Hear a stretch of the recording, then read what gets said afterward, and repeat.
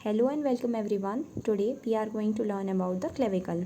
तो ये कौन सी बोन होती है? सबसे पहली बात तो आपको ये इमेजिन करना पड़ेगा कि ये आपका नेक रीजन, ये है आपका बॉडी रीजन। ओके, तो यहाँ पर बॉडी रीजन और नेक के पास में आपके पास एक जो बोन होती है जो दोनों साइड पर प्रेजेंट होती है उसको बोलते हैं हम लोग क्लेविकल। ओके, अब आपको इसका दूसरा नाम बोल दिया जाएगा, that is your beauty bone. अच्छा, अब बात यहाँ पर ये देखनी है कि जैसे ही आप एक बोन को उठाते हैं और आप स्टडी करना स्टार्ट करते हैं तो आपको सबसे पहले तो ये दिख जाएगा कि आपके पास ये वाला जो रीजन है ये हो जाएगा आपका स्टर्नल एंड। ओके, इसको स्टर्नल क्यों बोला जाता है? स्टर्नल एक पतली सी बोन होती है, फ्लैट एंड बोन होती है, जिसको हम लोग ब्रेस्ट बोन भी कहते हैं। ठीक है, ये ब्रेस्ट बोन से अटैच होती है, इसीलिए इसको स्टर्नल एंड बोल देते हैं। और जो एंड आपका शोल्डर जॉइंट फॉर्म करने वाला है उसको बोल दिया जाता है अप्रॉक्सीमेटली शोल्डर जॉइंट बोल सकते हो आप। ठीक है, अच्छा, इसको एक्रोमियन एंड बोल देंगे हम लोग। डन। एंड अब आपको यहाँ पर 2 से 3 बातें नोटिस करके चलनी है। जैसे कि अगर आप अपनी बीडीसी प्रोवाइड मतलब पढ़ने लग जाते हो तो आपको समझ में आएगा कि यह आपका 2/3 part and this one is your 1/3 part, right. तो आप ना बोन्स को जैसे ही डिवाइड कर देते हो तो होता क्या है कि आपका ये जो 2/3 वाला पार्ट है इसका अपने पास मेम्ब्रेनियस ऑसिफिकेशन स्टार्ट हो जाता है, और ये वाला जो पार्ट है ये हो जाता है अपना कार्टिलेजिनस ऑसिफिकेशन। ओके, मतलब यहाँ पर कार्टिलेज वाला ऑसिफिकेशन हो रहा है और ये वाला मेम्ब्रेन वाला हो रहा है। डन। यहाँ तक की बातें शायद आपको समझ में आ गई होंगी। अब आगे बढ़ते हैं। तो ये जो मैंने शेड कर रखा है इस पार्ट को बोला जाता है, ये है हमारे पास सेकेंडरी सेंटर्स।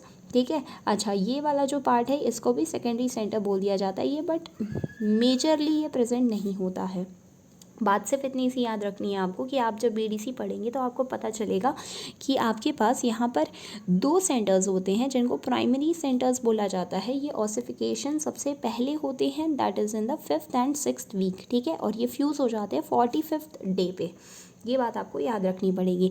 ये जो 2 सेंटर्स होते हैं ये हो जाएंगे आपके सेकेंडरी सेंटर्स, बट ये वाले सेंटर्स मेजरली ये वाला प्रोवाइडेड रहता है, बट ये वाला सेंटर ज़्यादातर दिखाई नहीं देता है, ये एब्सेंट और प्रेजेंट रह सकता है, ये आप बोल सकते हो।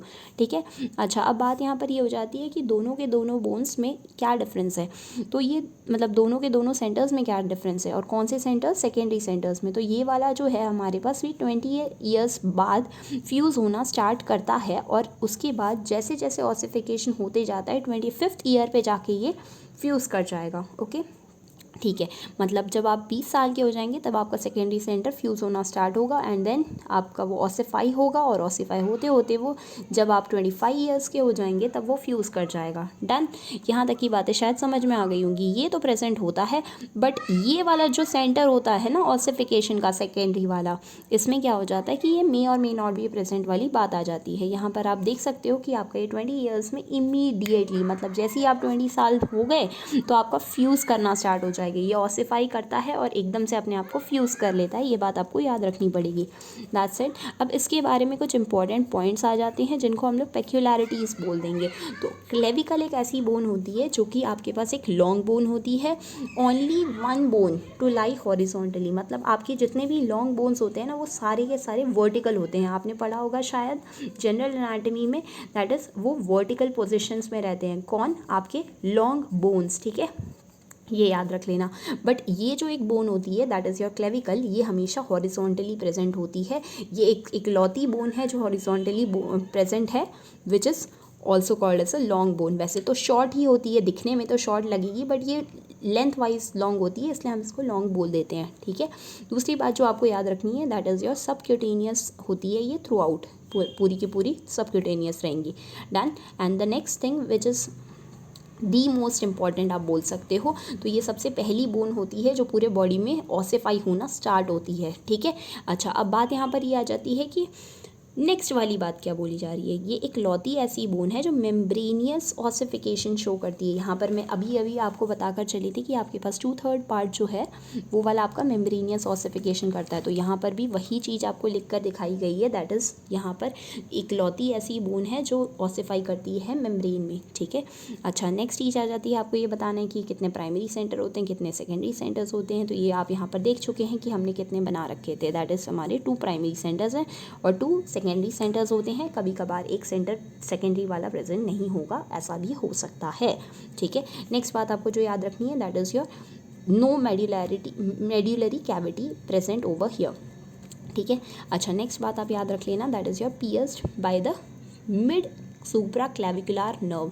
Now what is this mid supraclavicular nerve? आपको सबसे पहले तो अपना स्टडी करना पड़ेगा, that is your general anatomy. अब जैसे ही आप जनरल एनाटमी पढ़ लेंगे आपको पता चलेगा कि आपके पास सुप्रा क्लेविकुलर नर्व कौन सी होती है। इसका मतलब होता है बेसिकली हमारे पास ये एक प्लेन है बॉडी का, मतलब मान लीजिए एक गोल सी बॉडी है, इसको अगर आपने मिडिल पोर्शन से कट कर दिया तो इसको बोला जाता है सजाइटल, या फिर आप बोल सकते हो इसको मीडियल प्लेन, ठीक है।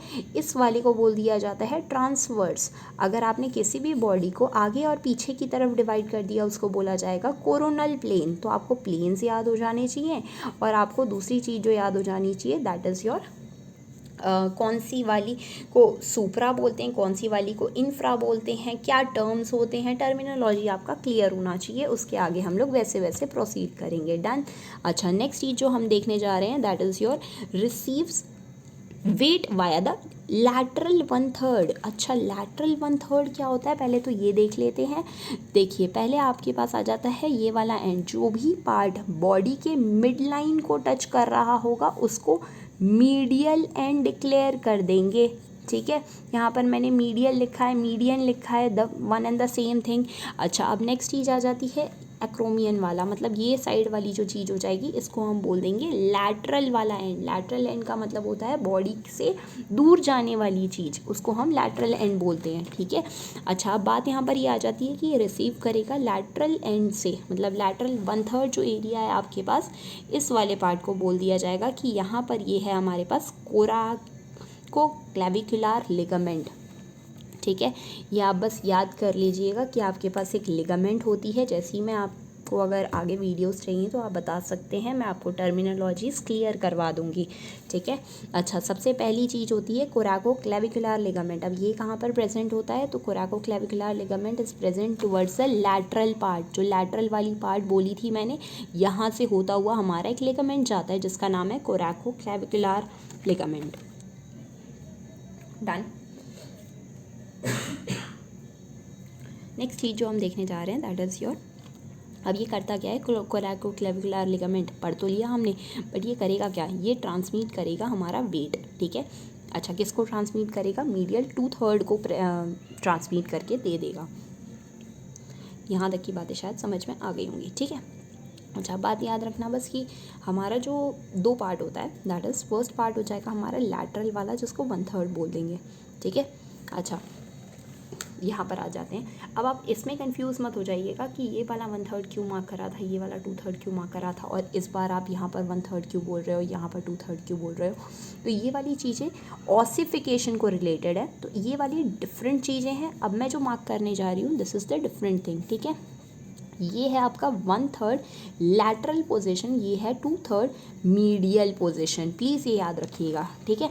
अच्छा, अब शाफ्ट आपका जो है, शाफ्ट किसको बोलते हैं, पहली बात तो एंड्स को छोड़ के बीच का जो लॉन्ग पार्ट होता है सिलेंड्रिकल वाला, या फिर आप लॉन्ग सा पार्ट बोल सकते हो, उसको शाफ्ट बोल दिया जाता है, ठीक है।